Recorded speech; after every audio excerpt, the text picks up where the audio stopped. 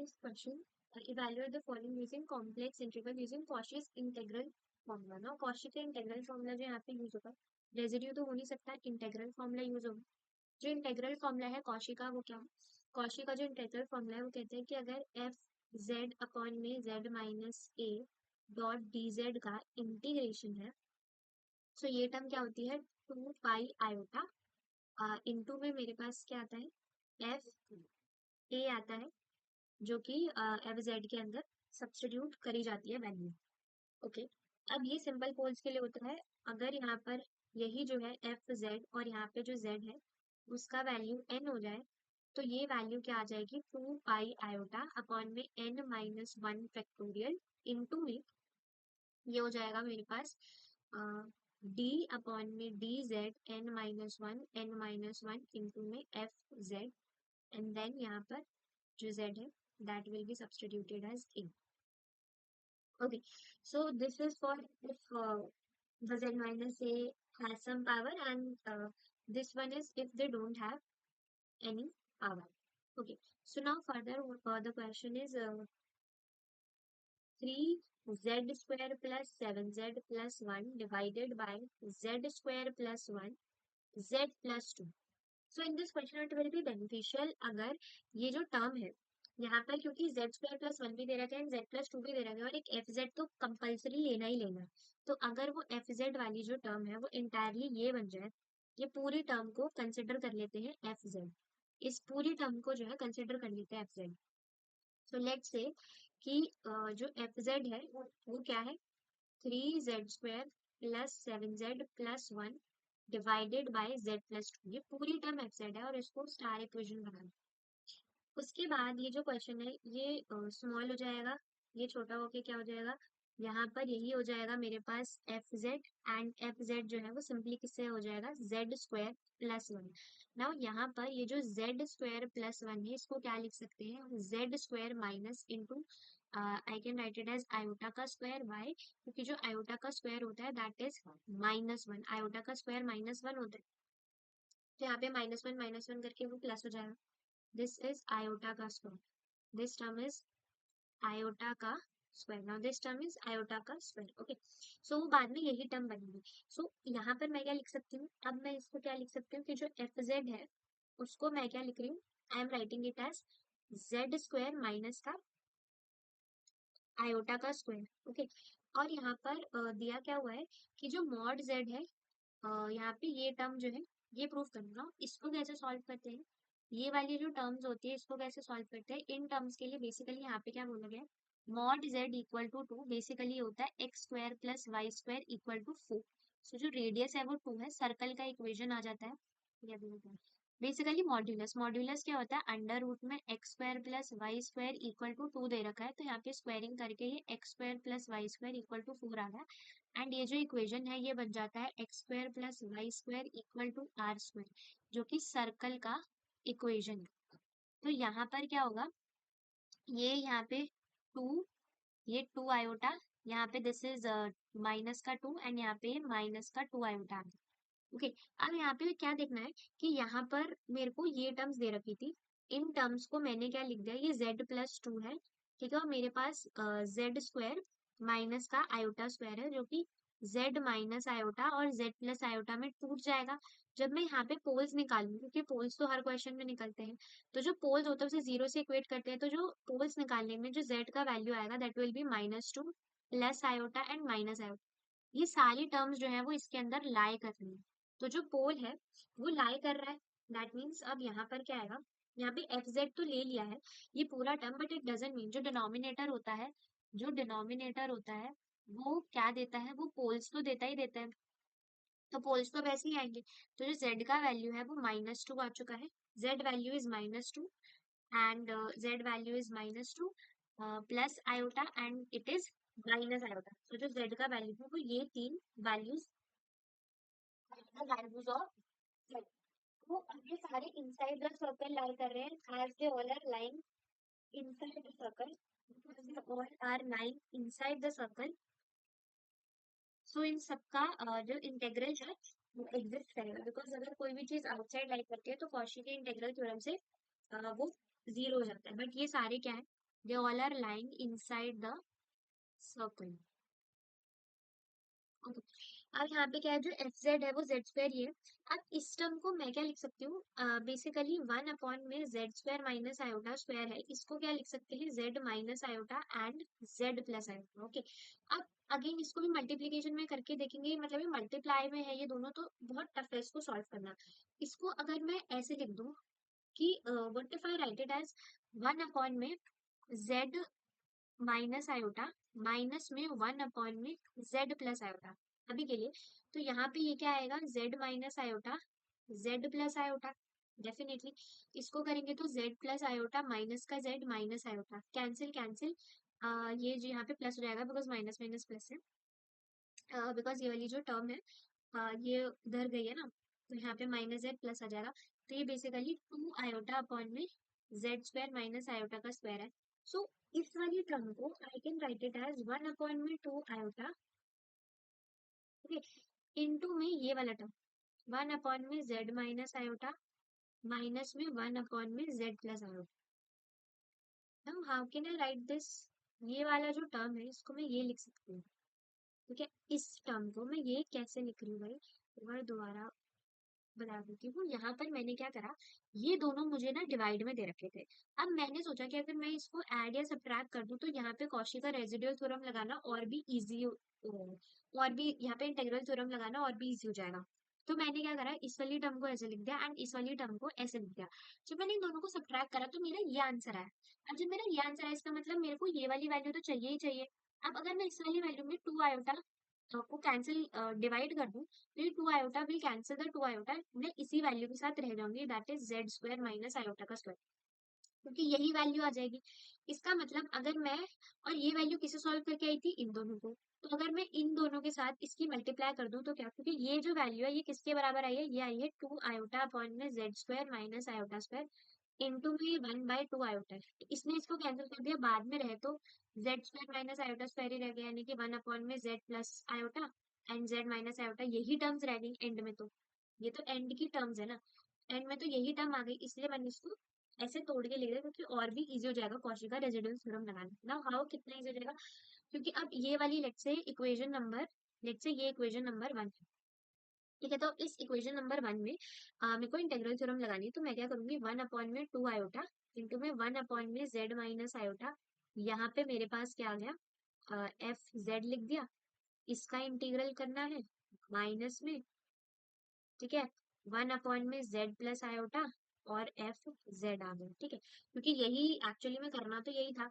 F Z को भी बाहर रखा हुआ था। तो अब ये इसको सॉल्व करना है, फिर अब इसको सॉल्व करना है तो मैं इसको एक एक लेके सॉल्व कर सकती हूँ। ये मेरा पार्ट ए है, ये वाला एक पार्ट है और ये वाला सेकंड पार्ट है, ठीक है। तो जो पार्ट ए है, अगर पार्ट ए यानी कि ये वाला पार्ट अगर ए ले लेते हैं और इसको 2 या फिर बी कंसिडर कर लेते हैं, तो यहाँ पर क्या है, 1 में जेड माइनस आयोटा इंटू में एफ जेड, ठीक है। अब ये कौशी का इंटेग्रल थ्योरम ही आ रहा है, कौशी का इंटेग्रल थ्योरम आ रहा है। इसके अकॉर्डिंग ये क्या होता है भाई, ये क्या होता है भाई, 2 पाई आयोटा इंटू में एफ ए होता है। यहाँ पे जो ए है वो सिंपली क्या है, आयोटा है। क्यों, क्योंकि Z minus iota equal to 0, तो जेड क्या आ रहा है, आयोटा, और यही मेरा ए है। तो इसका मतलब यहाँ पे मैं 2 पाई आयोटा लिख सकती हूँ, और एफ जेड, जो मेरा एफ जेड है, अब मेरा पूरा एफ जेड का टर्म क्या था, वो मैंने ऊपर आइडेंटिफाई, वो मैंने मार्क करा था स्टार में, ठीक है। तो ये एफ जेड जो है यूजिंग स्टार आ जाएगा, ये यहाँ पे मतलब इसमें पुट करना है तो यूजिंग स्टार। ऑफ कोर्स यहाँ पे एफ जेड में ए का वैल्यू इज व्हाट, ए का वैल्यू इज आयोटा, तो पहले एफ जेड लिख लेती हूँ। एफ जेड जो है वो क्या है, 3z² it is 3z² plus 7z plus 1 I guess, plus one into में मेरे पास क्या है, z+2, ठीक है, मेरे पास ये टर्म है। तो 2 pi iota 3z² plus 7z plus 1 and z+2, ठीक है।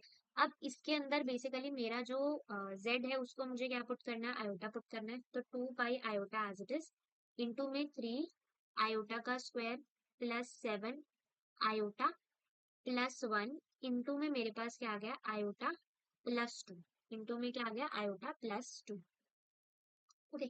सो अब मेरे पास क्या है, 2 पाई आयोटा इंटू में माइनस का 3 बिकॉज ये -1 होता है आयोटा स्क्वायर, प्लस में 7 आयोटा प्लस 1 अपॉन में आयोटा प्लस 2।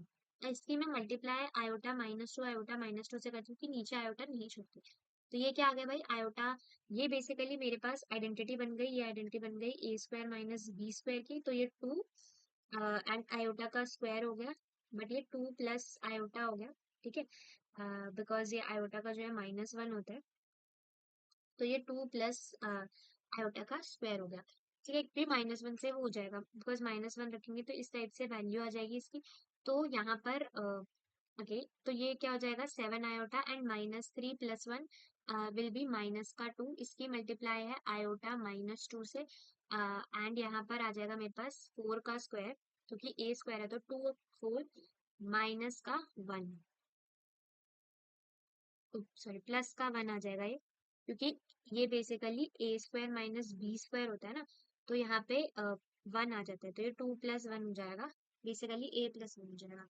तो ये वैल्यू आ गई। अब इसकी मल्टीप्लाई करी तो ये क्या आ गया -7, क्योंकि आयोटा का स्क्वायर है, प्लस में माइनस में 14 iota, then I have minus का 2 आयोटा, देन प्लस 4 अपॉन में 5। सो ये वैल्यू कितनी आ गई यहाँ पर -16 आयोटा, एंड यहाँ पे ये कितना आ गया माइनस का आई थिंक 3 है ना, डिवाइडेड बाय मेरे पास कितना आ गया 5।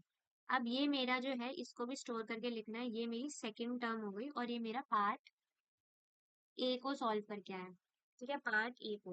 ओके, अब मेरे पास ये पार्ट बी या ये जो 2 है इसको सॉल्व करते हैं। जब मैं इसको सॉल्व करूंगी, ये वाला जो टर्म है, ठीक है, इसको जो है मैंने यहाँ पर सॉल्व करा, ठीक है, इसको मैंने यहाँ पे सॉल्व करा, तो इसका मतलब क्या है, ये 1 अपॉन में z प्लस आयोटा इंटू में मेरे पास क्या आ रहा है एफ जेड आ रहा है, ठीक है। अब इसको सॉल्व करते हैं। अगेन यहाँ पे एफ जेड का जो वैल्यू है वो क्या है 3z square plus 7z plus 1 divided by z plus 2। यही है, यही यही वैल्यू है, यस यही वैल्यू है,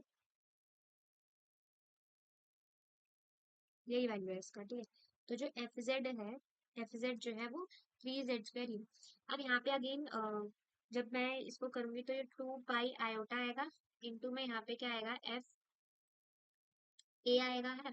तो ओके, अब सबसे पहले यस, तो यहाँ पे जो ए का वैल्यू है वो माइनस का आयोटा है, ए का वैल्यू इज माइनस आयोटा, तो यहाँ पे 2 पाई आयोटा इंटू में मेरे पास क्या है 3z square plus 7z plus 1 into में z+2, है ना, इसमें वैल्यू सब्सटीट्यूट करी तो -3, बिकॉज आयोटा का नेगेटिव आयोटा का स्क्वायर भी -1 ही होगा, नेगेटिव आयोटा का स्क्वायर इज ऑल्सो -1।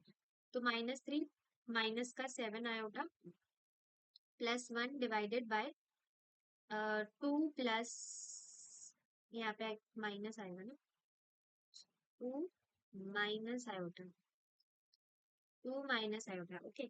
अब यहाँ पे क्या होगा, इसकी अगेन मल्टीप्लाई हो जाएगी 2 minus plus iota 2 plus iota से, ठीक है।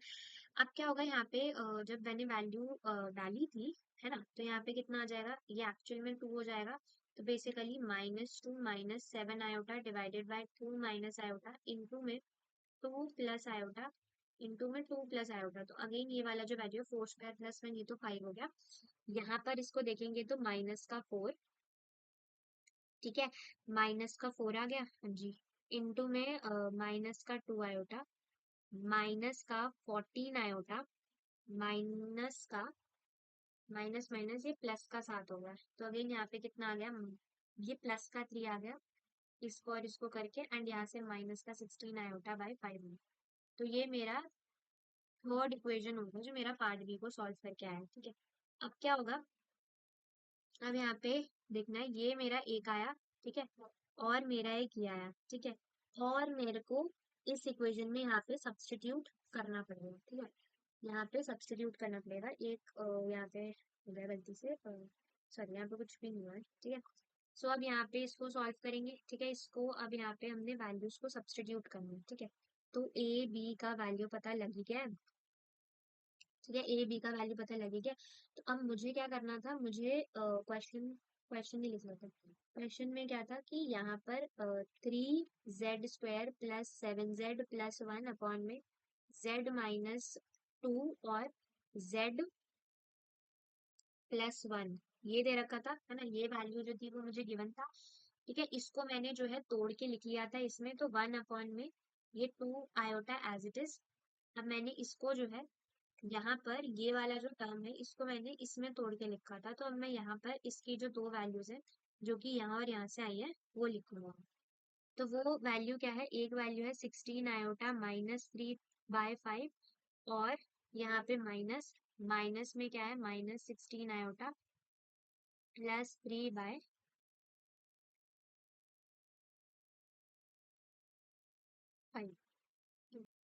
बस एक स्मॉल एरर है इसमें, एक स्मॉल एरर आ गया है, वो यहाँ पर आया है इस वाले पार्ट में। ये एक्चुअली में यहाँ पे होना चाहिए था 2 minus iota instead of iota -2, because जो साइन चेंज करते हैं इसमें हम वो आयोटा का करते हैं, ना कि जो वो वाला नंबर होता है। तो अगर मैं यहाँ पे 2 माइनस आयोटा से 2 माइनस आयोटा का यूज होता, तो ये जो वैल्यू आती, ये आती 16 आयोटा प्लस 3/5। ये वैल्यू आती 16 आयोटा प्लस 3/5। तो ये भी प्लस होता एंड ये भी प्लस होता, तो ये होता 1 अपॉन में 2 आयोटा इंटू में 16 iota plus 3 plus 16 iota -3/5। These values cancels each other out, और यहाँ पे आप देख रहे होगे कि मैंने सिर्फ एफ लिखा है, ठीक है, इसको सॉल्व करा है, बट ये होता क्या है एक्चुअली में। एक्चुअली में ये 2 पाई आयोटा इंटू में एफ होता है, मैंने तो सिर्फ एफ का वैल्यू लिखा, तो ये 2 पाई आयोटा कॉमन लेके यहाँ पे ये 2 पाई आयोटा भी आ जाएगा। ठीक है, सो ये वैल्यू अगर 2 पाई आयोटा आ गया, सो ये कैंसिल होके सिर्फ यहाँ पे बचेगा पाई, एंड ये हो जाएगा 32 आयोटा/4। और ये जो है इसका आंसर जाएगा। बस बस एक चीज में रखनी है, ये एक्चुअल में यहाँ पर ये वैल्यू क्या है, ये वैल्यू लेनी है मुझे 2 माइनस आयोटा नहीं लेनी, सॉरी, यस, मुझे 2 माइनस आयोटा लेनी है, मैंने गलती से आयोटा -2 ले लिया था, मेरे को ये वैल्यू लेना था, तो तब पॉजिटिव आता। क्योंकि अगर मैं वो वाला वैल्यू थी तो मेरा आंसर ये मेरा भी आया है इमेजिनरी पार्ट, और उसको सॉल्व करके मेरा रियल पार्ट आ जाता है, उस तरह से रियल पार्ट आ जाता है, बट इमेजिनरी ही चाहिए था। तो ये 2 माइनस आयोटा ही होगा, बिकॉज ये आयोटा प्लस 2 आयोटा का ही साइन चेंज करेगा। बाकी दिस इज द आंसर। और